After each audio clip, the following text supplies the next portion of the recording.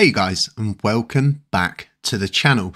So let's dive straight into this one. Let's get some XRP talk on the go. Let's assess the situation currently. Let's look at all of the current things that are going on surrounding XRP. Let's think about the future a little bit, and let's put ourselves in the future of a more forward thinking perspective, because eventually all bad things must come to an end, and XRP in itself has struggled so badly as the only crypto that's just been under severe attack by the SEC.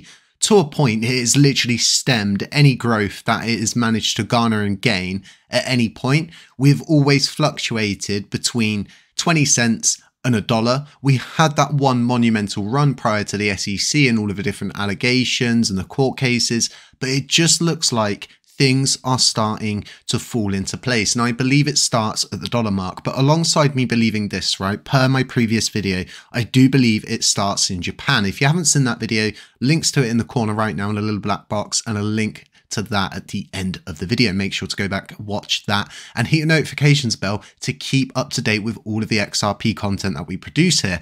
Now, what I was saying in that video is that in Japan, it's becoming the standard, it's becoming the norm, it's becoming the thing that's widely accepted. If we think about other situations and circumstances and variables like this, I would bring El Salvador into the equation. I would say to myself, well, they chose Bitcoin. And if we're looking at Japan, they have simply chosen XRP. And it's not just the people. We're talking about the privatized banking sector, somewhere where honor is very important. I spoke about honor previously. Being someone who's lived in Japan, I know the way that they work. They have plans for anything that they get involved in. The Pokemon NFT scene is going to be absolutely huge. The XRP boom starts in Japan, in my opinion. So let's take a look at this article, which is 5 penny-priced altcoins eyeing the $1 mark. And like I said, I believe it starts at the $1 mark. XRP has got a lot to look forward to in this bull run. Now, people think the bull run's going to last a couple of months, month to maybe 3 months. These things normally last about 9 to 12 months, and we don't peak out until the very end of that. So we've got a long way to go, and overall we are in a bull market. This isn't a bear market anymore. There's 30 days until BTC halves. Past that point, it's just going to get crazy, and prices like this will seem like an imagination at that point. So XRP is, despite being one of the oldest crypto assets around, XRP itself has not recorded much growth as its proponents have hoped, and the asset first crossed the $1 mark in December 2017. Summarily, it touched its peak price of $3.31 in January 2018. So what they're saying here is they believe it is going to go up and reclaim that $1 mark, even though it's failed to do that, facing resistance at around that 90 cent, 93 cent range, which I've seen many of times. I believe once we get over this theoretical mind barrier, it's open road at that point. So let's move forward. Let's look at this article, which is one of those articles I like to cover, but take it with a pinch of salt. Experts say it's not crazy if XRP soars by 1,500% to $10. And the biggest misconception is that the current crypto market is going to be what drives this. It's not. It's going to be institutional wealth. It's going to be the banking sector. It's going to be parts of Swift that are replaced, and drip by drip, you see that $153 trillion per year start to slowly drip its way into the Ripple XRP scene, and XLM, of course, not forgetting that. So this in itself is not crazy in my opinion. I personally think XRP is hugely underpriced, and this court case is definitely going to be something that is a decider for it. So like I said, take this with a pinch of salt. My first target is definitely $1, and then looking at that $1.50 range. So let's keep moving forward. Let's keep it going. This is a very bullish sign when Brad Garlinghouse, the man, the myth, the legend himself, is grabbing on this news that was dropped by Stuart Aldertoy. Probably butchered that. Sorry, Stuart, if you're listening. Tell your grandmas. But today, a federal court sanctioned the SEC for abusing its unique status to present evidence that was false, mischaracterized, or misleading. If anyone thinks this conduct by the agency under its leadership is limited in this case, I have a bridge in Brooklyn to sell. Now, this is good.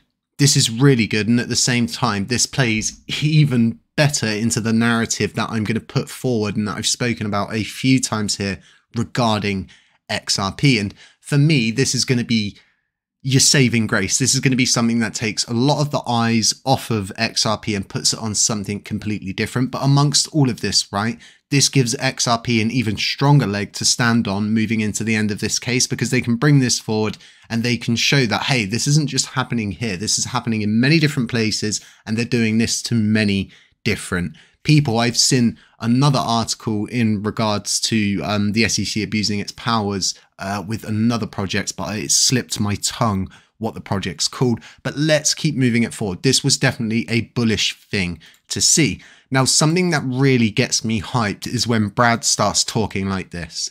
BTC ETF volumes have been soaring, were due for a halving, and the broader crypto market is following BTC's lead, as has historically been the case. As someone who has experienced multiple cycles of crypto is back, it's imperative this bullishness go hand in hand with real world utility.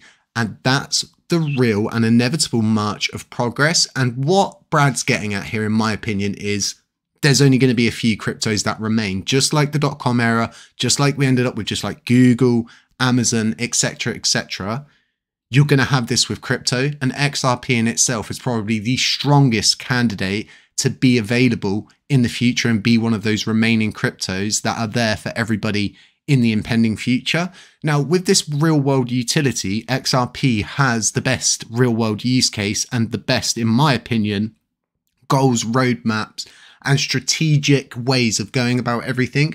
Replacing the SWIFT system's no small feat, nor is it a small thing to do, nor is it going to be something that is simply just accepted, because you've got to remember, somebody benefits from the SWIFT system being in play, and somebody's going to benefit from the XRP system replacing that. So there's arguments from both sides, but ultimately when Brad starts talking like this, it's very bullish news. So let's keep moving. Now, what I want to do here is explain the situation with Do Kwon. I know you're part of the XRP community. I know this has absolutely nothing to do with you, and the current stance is he's being extradited to South Korea.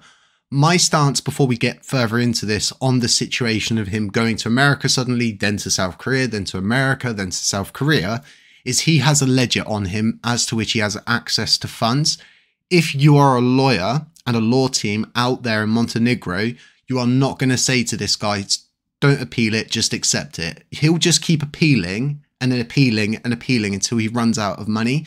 But I think in the end, and this is my own personal opinion, is he's going to end up in the United States because of a simple fact. Gary Gensler has got a serious axe to grind with him.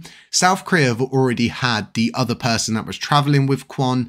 I think they've got their part of the chip, so to speak, and I think America stands a way stronger political advantage for them to get DK, put him on the stand. And it's at that point, right, if he does arrive in the US, that the eyes are not going to be on XRP as much. They're going to start to move to DK. Now, even if DK does not end up in the United States and he does end up in South Korea, guess what? This is still bullish, because TFL in themselves are in a court case tied up. They filed for Chapter 11 bankruptcy in Delaware. We've covered that on the channel as well.